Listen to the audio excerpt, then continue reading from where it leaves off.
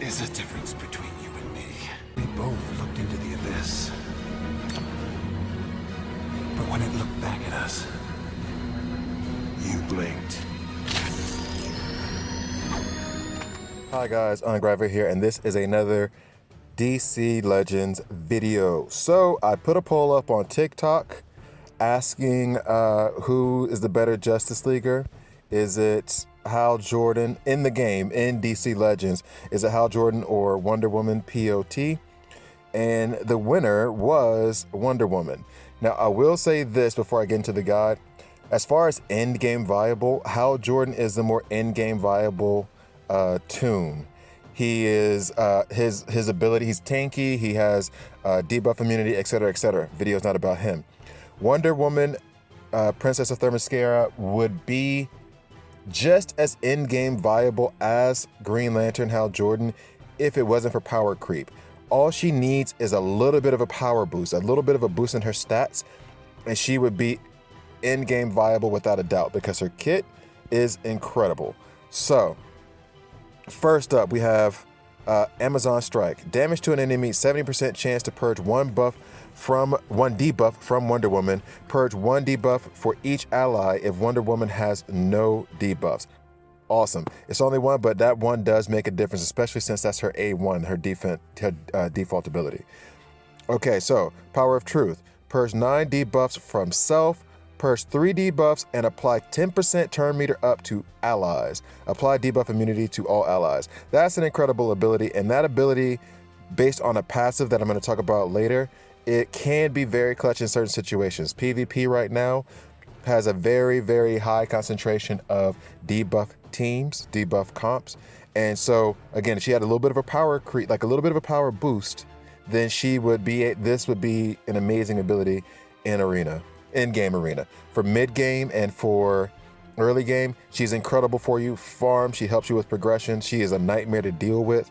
So early mid game, definitely farm for it. In game, she isn't quite viable. She does work. You can make her work. She can still be good, but there are other blue leads that are just better. So Fury of Zeus, heavy damage and purge 4 buffs from enemy. Apply buff immunity to enemy. That is incredible as well. You would use that against your Arcuses, your Azraels. If you can get that off first, then you can also ensure that they won't start to ramp up and stack up strength ups like lunatics. Now, Bracelets of Reflection, a passive ability. When taking damage, transfer a buff on Wonder Woman to a random enemy. So if she gets touched, you get one of her debuffs. 100% chance to transfer additional debuff. If no debuff, also apply silence. 20% chance to use Amazon Strike on attackers. So she'll retaliate with her A1, 20% chance of that, by which she'll also purge a debuff from herself and purge an additional debuff from an ally if she doesn't have one. Then she'll also transfer a debuff if she's attacked to a random enemy. So that's 2 being transferred, and then 100% chance, because I think I booked it all the way out, 100% chance of transferring another debuff. So this is a really good ability in my view.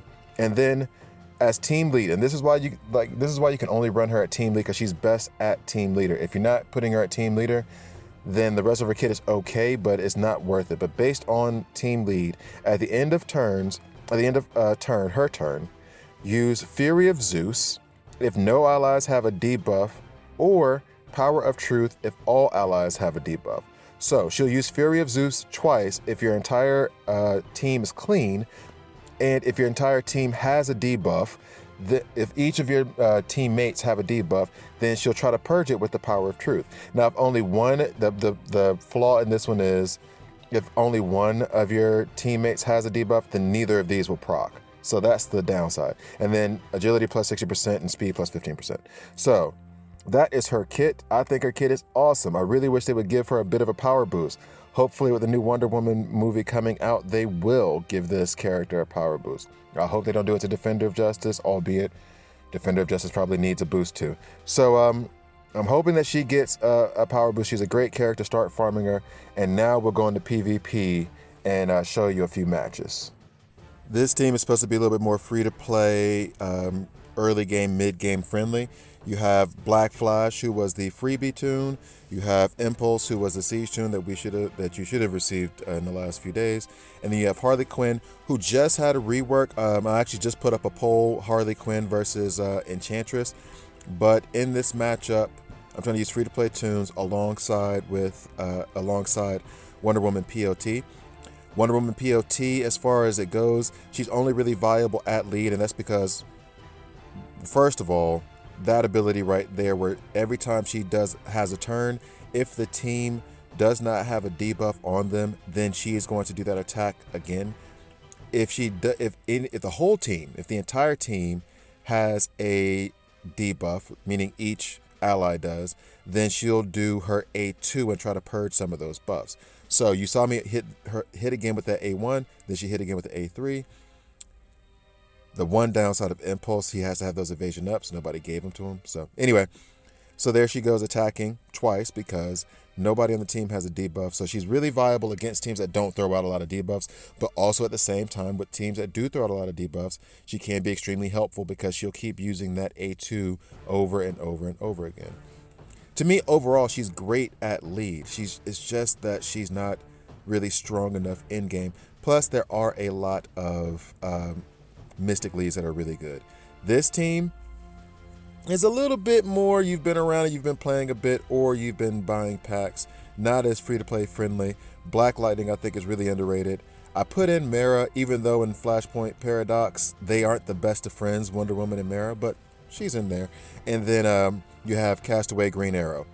Black Lightning, I think, is an underrated healer. Mara's also an amazing healer in my view as well. Black Lightning and Mara kind of got pushed out just because other characters became available that could heal, especially with the Lex meta going on. But in this combination, Wonder Woman can be very, very tanky. She can take a lot of damage, but we need a couple of healers if we're not going to have a taunter, which I did not use a taunter in this lineup. We need a couple of healers to help with the survivability of the entire team. But Wonder Woman can take a punch. She can take a good amount of damage before she goes down.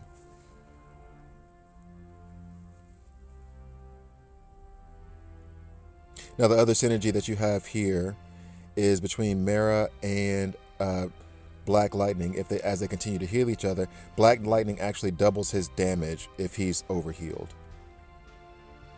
And Mara's a solid hitter. And by the way, Green Lantern, part of that was power creep. I feel like an RB1 Wonder Woman should be able to take out Green Lantern, especially when he has so little health.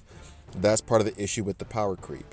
Like, she has no debuffs on her. She has, granted, no strengths up, but she should be able to take out a low health Green Lantern, but she's just not strong enough. So now in this lineup, this is also a little bit more free-to-play friendly. Huntress, severely underrated tune in my view. Great against revive teams. You have Batman CC. I love him. He's definitely not in-game viable, but I do love him. And then you have Chemo as your taunter to protect the rest of the team.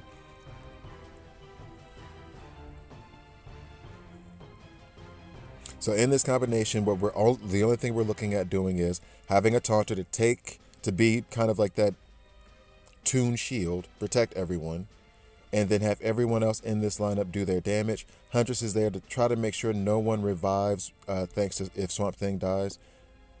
And Batman, I just put in to do a little bit of damage. Batman still does decent damage, but there's just way, way, way better physical options out there than Batman CC. He still does hit like a truck though when he's invisible and he does that A3. And there you go, short work there.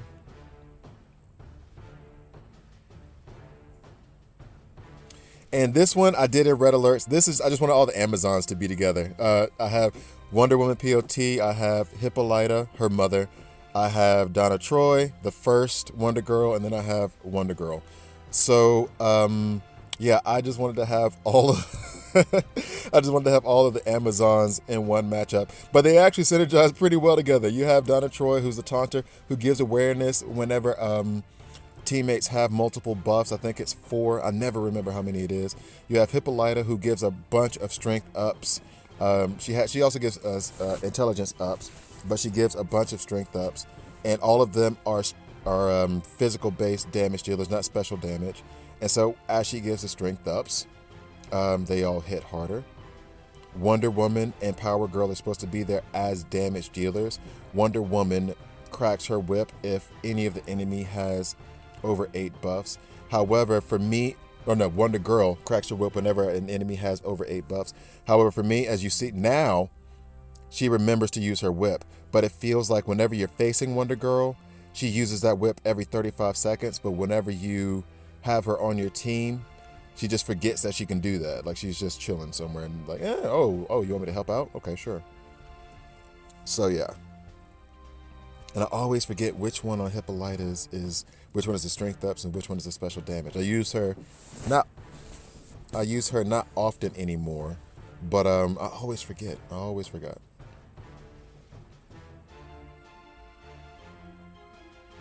And the plus side is that you have Wonder Woman with those strengths up. She still does, I guess, good damage, but for an RB1 Mystic who's supposed to be a good damage dealer, she should be hitting like Wonder Girl is hitting right now, not how Donna Troy is hitting. Donna Troy is support, So, in any case, hope you found this video helpful.